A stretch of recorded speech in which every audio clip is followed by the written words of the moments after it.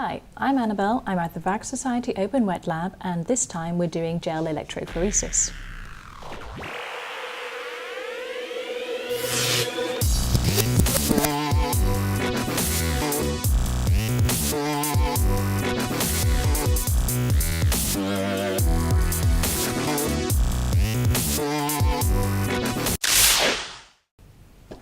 Right, so this is our electrophoresis machine. Gel electrophoresis is used to sort a mix of DNA fragments into different sizes. You'll be putting the DNA into this tray and running an electric current through it, so one end will get a positive charge and one end will get a negative charge. DNA is negatively charged, so the fragments of DNA will start moving towards the positively charged end. So normally you'd be sorting fragments of DNA, but to show you how to do it, I'm going to do something different and a bit more fun. I'm going to use food colouring. First, mix your gel. What you need to do is make a gel layer to go in this tray. So a 2% gel is pretty standard. That's 2 grams of agarose per 100 ml of TAE buffer.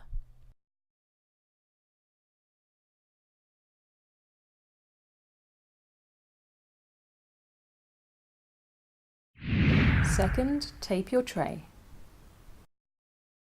Okay, so back to our gel tray, we need to seal off the ends, and we're going to use masking tape.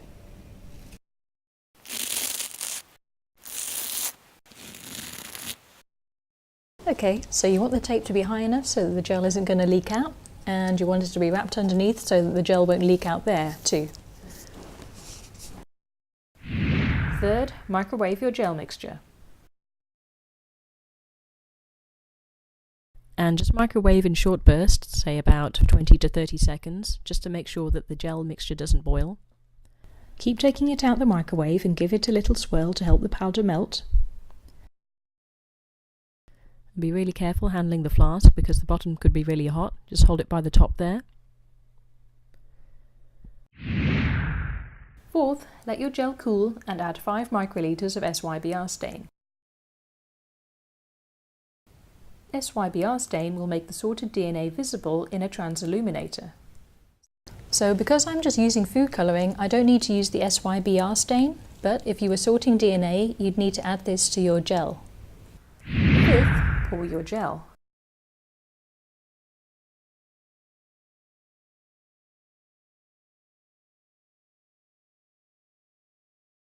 Fit the well comb in the tray and leave the gel to set.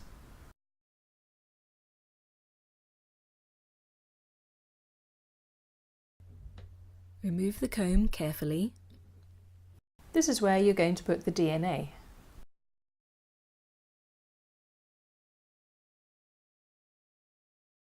Assemble the machine. Put the gel tray in the machine. This is the control pack where you can control the voltage of the machine. And these are the plugs to hook it up to the power supply. Just make sure to plug them in the right way round.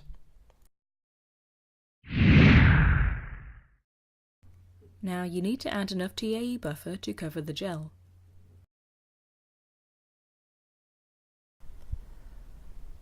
Normally you'd need to add loading dye to your DNA samples. This weights them down and makes them visible. I'm not going to do this as I'm just using food colouring.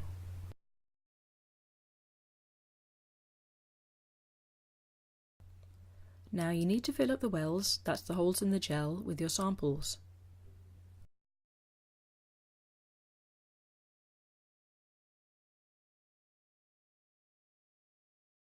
Use a micropipette to do this. Put the tip right into the well hole but don't penetrate the gel, and gently release the liquid.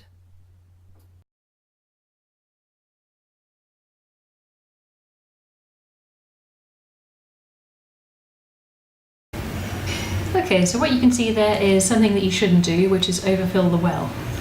Now the amount that you can put in depends on the size of the well and the size of the machine. For this machine, about 10 microliters should be enough. Normally for DNA, you would have also added a DNA ladder in one of the wells.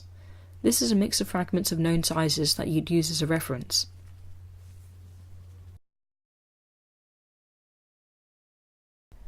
Now, how long should you run the gel for and at what power?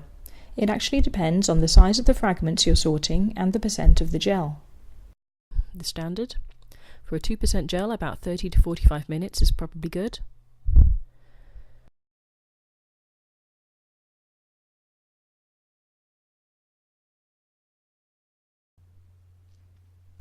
While the machine is on, don't touch any wires with bare fingers, don't touch the TAE buffer. In fact, just try not to touch the machine when the power is on.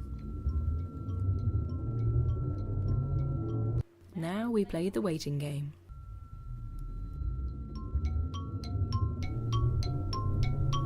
I've sped up the waiting game here.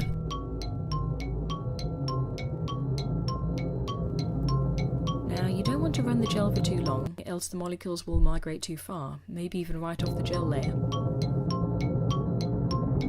The smallest molecules and the most strongly charged are going to travel the furthest.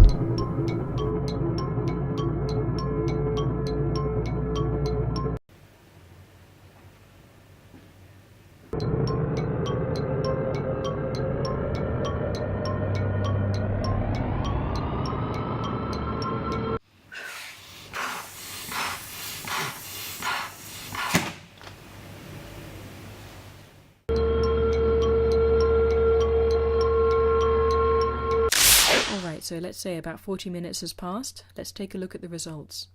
Make sure to switch off the power before you handle the machine.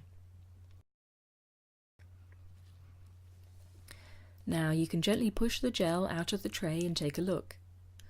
So looking at the results, I can see which pigments have the smallest molecules and have travelled the furthest. I can see which pigments make up which colours and the concentrations. Maybe the results could be better. They do look very blurry. So I could repeat the experiment with different voltage, with a different way to visualise the colours, with a different concentration of gel. Lots of things I could do to try and perfect it. If this was DNA, I could cut the bands of DNA out of the gel, purify them, and use them in another experiment. So using gel and electricity, you can make molecules move and sort them according to their size.